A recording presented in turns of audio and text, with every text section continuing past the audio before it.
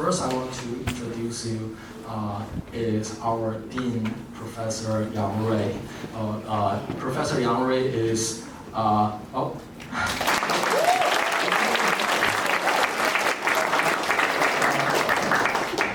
Professor Yang studies education policy, international higher education, and in particular, I'm super impressed by his work that promote a conversation between the West and the East in higher education, right?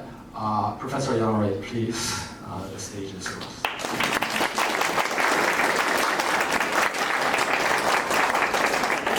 Thank you so much.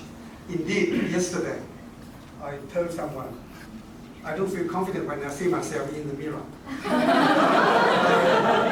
And when you show this, I was asking myself why I'm not talented. You know, and when you see me, you don't see me as a science person, do you?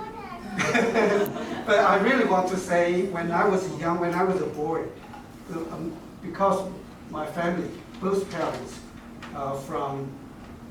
from bourgeois, families. Therefore, we had political issues. So the family was sent to the countryside. I was in absolutely a backwater, no one there. But I really wanted to. I like drawing all the time. I told her a moment ago, I can't remember who. When the Gang of Four, I don't know whether some people in this room know the Gang of Four, 四人帮. When the Gang of Four was knocked down, many villages, many schools, they need many cartoons. I was asked for free to draw those cartoons. But now I can now draw as better, as well. Even compared with my teenager, time. So I really enjoy it. But when I see this, I feel certain kind of. I'm often fascinated by these things. Okay, I need to read this. Dear colleagues, students, and friends, I'm very honored to be here and see the great work of our students. As the Dean of the Faculty of Education, I'm proud to see our students connecting the worlds of science and art for the public good. And this event shows how the faculty applies theories and best practices to help our local community in a caring way. I'm also excited that this is the first major event held by our colleagues from the Faculty of Education in the Tenggabing Education Foundation since it moved from the 8th floor of Minhua to this our main library. We are pleased to see the newly renovated space on the 3rd level of this library, and we are thrilled that educational services and sharing have started again in this lovely place, honoring the Dr. Tenggabing vision. I had a chance to very quickly, superficially, look at some of the picture books our students created. I really want to take this opportunity to reflect on the importance of storytelling. Hong Kong is one of the most international cities in the world. Our city connects China and the world geographically, financially, and culturally. Scholars in Hong Kong are uniquely positioned. Look, just mentioned.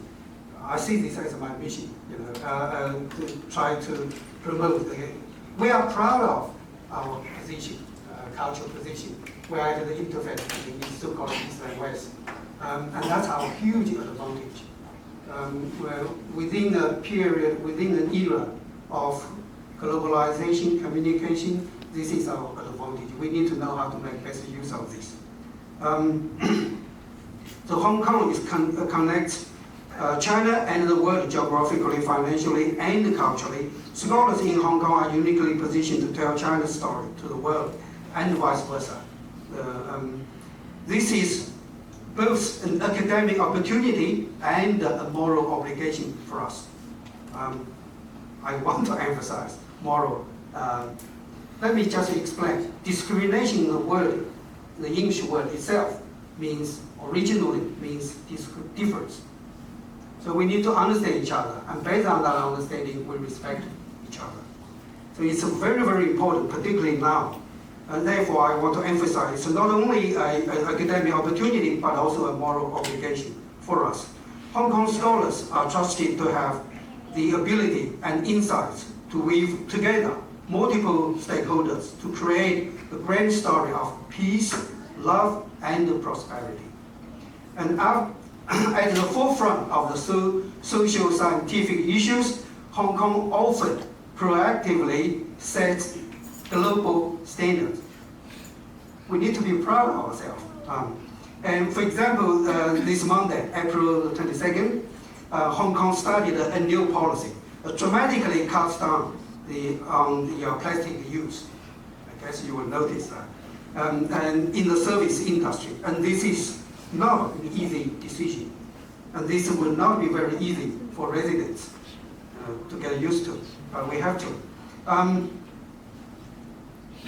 What can science educators do to help the public understand and commit to sustainability? As teachers, we could give a lecture standing like me here at the podium.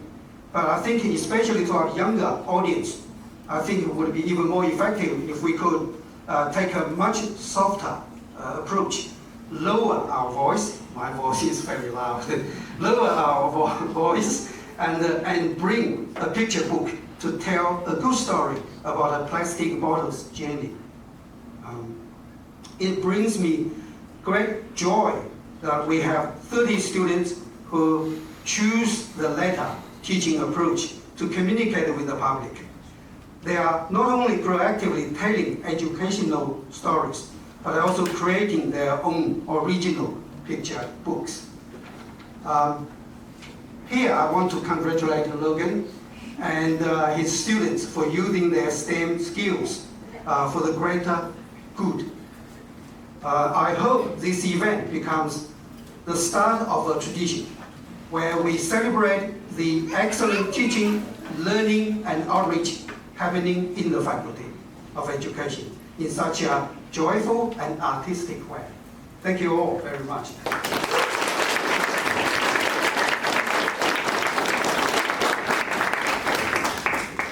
Thank you, Professor Yang. Thank you for your insights.